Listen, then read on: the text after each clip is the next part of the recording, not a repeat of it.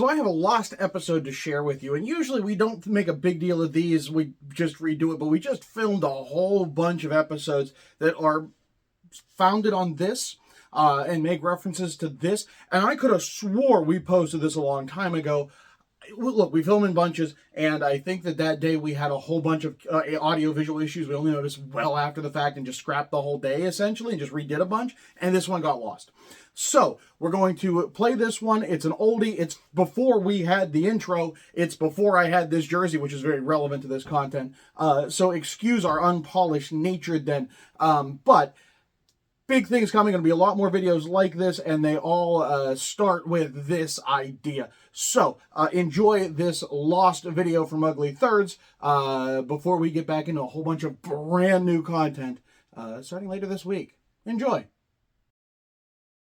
Welcome back, Source fans, to another episode of Ugly Thirds. Today's topic is a classic flashback to the 2023 Winter Classic. John and Shrems, take it away. Another Boston Bruins Winter Classic. You're not going to say another Pittsburgh Penguins Winter Classic? No, because they've had less, but they've had like 8 outdoor games. It's 6. They're tied with Chicago for the most outdoor games. Feels like Boston 8. has, I think, the most Winter Classics. Feels like 8, but salty. What? So what is this segment? First off, we are looking at a specific moment in time. Yep. A specific game. How did it look? And we're going to start with the most relevant or most recent 2023 Winter Classic. I think when you look back at all 4 that Boston have done, this is probably the most memorable for me because they brought back an element that everybody seemed to enjoy. Colorfully called the Meth Bear. Or I've heard the Crack Bear, but either way, it's not wrong. Uh, This is the original, which this is eventually going on a jacket of mine, but if we can get Jersey Cam in on. So they've toned it down with the brown, honestly. In gold, it's... I mean, look, I guess doing a gradient and making it look realistic in the stitching of the 80s would have been prohibitive. I feel they probably should have gotten a little better than what they did with this one. But to bring it back in all its glory, now the Cocaine Bear is coming into theaters. I feel it's all very, very relevant. This is okay. Like, I feel like they're running out of ideas, though. Well, so yeah, no, there's no proper idea. The thing I heard most is that they said this should look like a jersey that they found in a closet somewhere in the arena, and they brought it back. Right, because we're not throwing back to something that they've worn. Faux back, which we've explained already. Yes, but we faux back, it's not anything real, but it looks like it's from a certain era.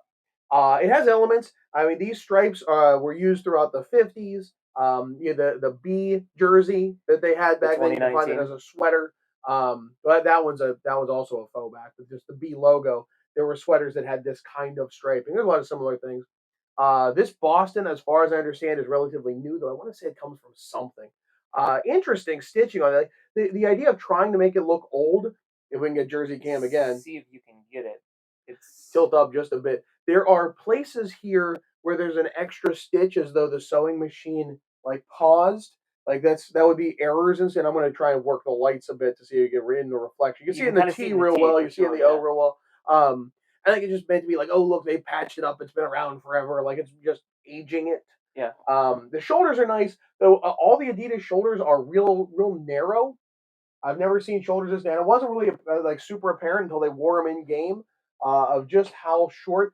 And I swear it's because like shoulders typically would go across to include the logo. Yeah. These go all the way across to include the Reebok back here, right? I think this is just meant to show more Adidas logo, which my favorite. Capitalism. I'm gonna chime in real quick. What I've liked the past couple of years is how teams have utilized the collar, the inside collar, the hanger effect. You only see it when because you only see it when it's on a hanger. Fenway, obviously. I mean, it doesn't get much more Boston than that. It's fine. It's fine. Oh yeah, I think it's something for the fans. As long as you're not saying that it's a selling point from the Adidas, as long as Adidas isn't be like, oh, buy it because. But I think we need to take a break because we've beaten Boston to death. Like Yeah. we have gotten as much throwback as we can. We've done the B twice. But there's definitely looks at it like they wore front numbers for some years. Big old chunky front numbers. We never seen that. There's one with a Bruins script, black on gold, black script on gold. We've never seen. You've But they keep going to things of like, okay, where can we do something new? but you've said it before. That's not gonna sell. I guess. Two large numbers on the It's too front is football. not going to sell. Two football. That look right there, I like I this love Winter this. Classic look. The felt on the front there, it's fantastic. It throws back to the 40s and 50s.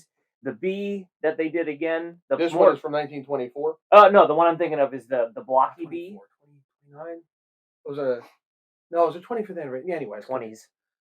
But the blocky B they did in 2019, I believe, throws back to the late 40s, early 50s, which is a good look. But we're not. I think we're done with Boston. I think we've exhausted the Bruins. And I would have thought the same for Pittsburgh. Now, look, there's a lot of looks that I was hoping for 1967 white because they released the blue as a retro jersey, Okay. Pittsburgh script across it. Yeah.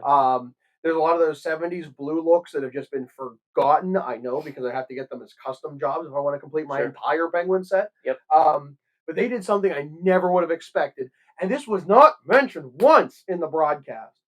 This is not to the Pittsburgh Pirates MLB team. This is not a baseball team look. This is to the Pittsburgh Pirates NHL team. Okay, I've done plenty of research. Someday I'm going to write a book. Do it.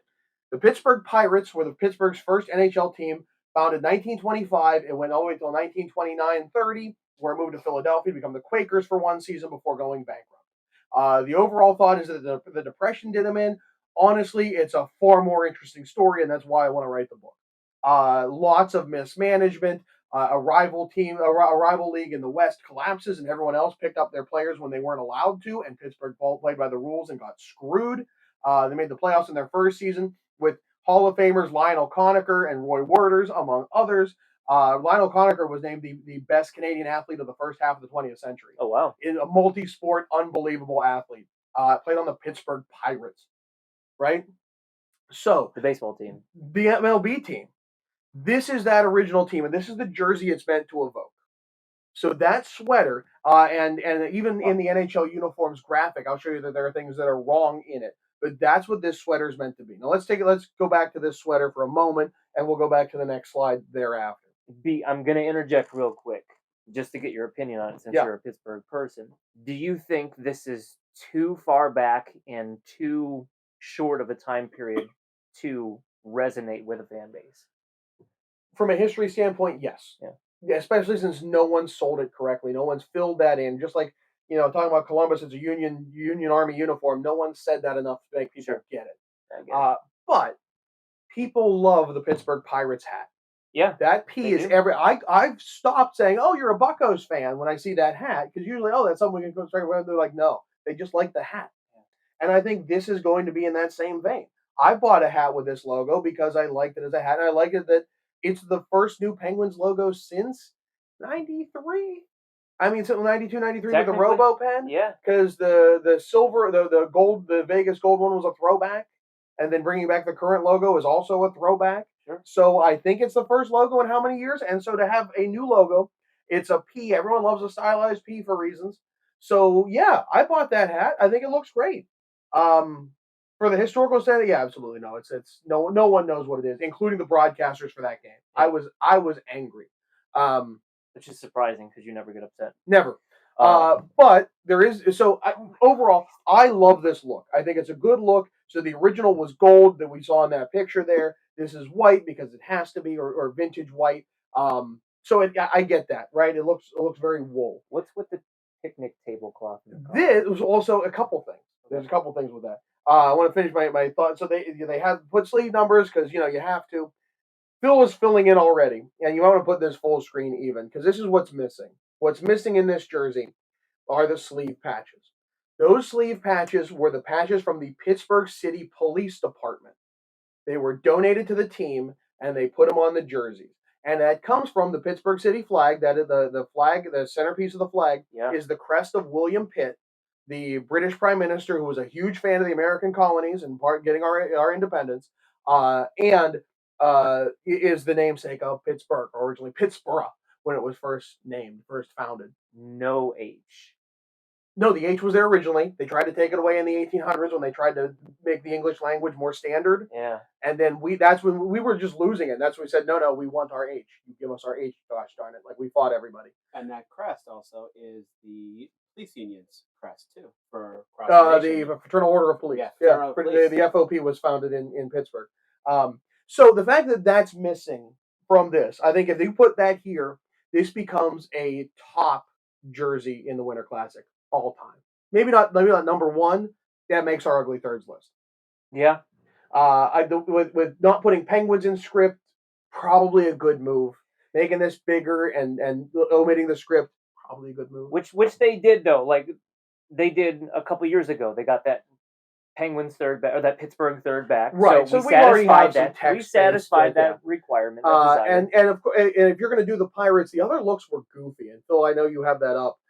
So they wore this for 3 years, and you see NHL uniforms actually wrong. It has the full color sleeve patch when it wasn't. The photo shows that. Then they switched to Harding blue, which was a favorite of Warren Harding's wife. And there's a year where I cannot find a single photo of them in their game uniform. So in 1928, I have no idea what they actually wore. They wore the blue and gold for a year or two, and then orange, which there's also things that conflict. Well, what the sleeve stripes were. The photographic record is a mess because hockey is very difficult to photograph, especially back then. So they picked the right one. There's nowhere else in that well they should go, really. You could change the Harding blue to black and it'd be okay-ish, but still way too busy. So look, I think this is and so this blue it comes from the stripe on the crest. Yep. That's also where Pittsburgh gets their baby blue and blue. Very good. So yeah, no, and then this is an element on all Pittsburgh police cars and things like that. Like that's an element that you'll see sprinkled in the city. They're nowhere near as much as the black and gold, which the Pittsburgh Pirates, first city in Pittsburgh to wear black and gold. Now everybody is not mandated to, but there's nobody not. No, even the USFL team switched after a year. Maulers just switched out of purple. What was it? It's purple and orange. I'm sure they have and now special black names and gold for it. now too. So. Yeah, no, it's unified in color. And the MLB Pirates were in red, white, and blue at the time. So nice. First ones.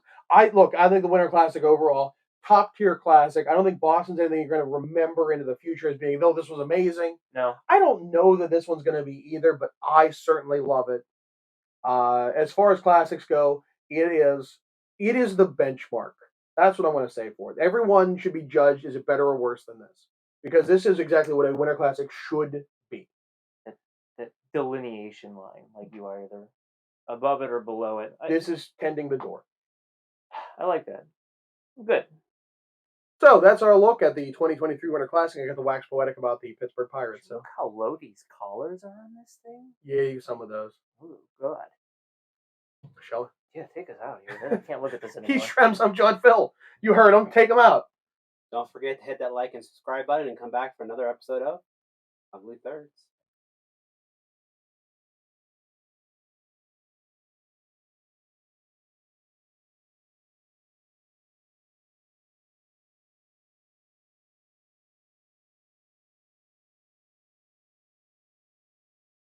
Lost episode. Woo!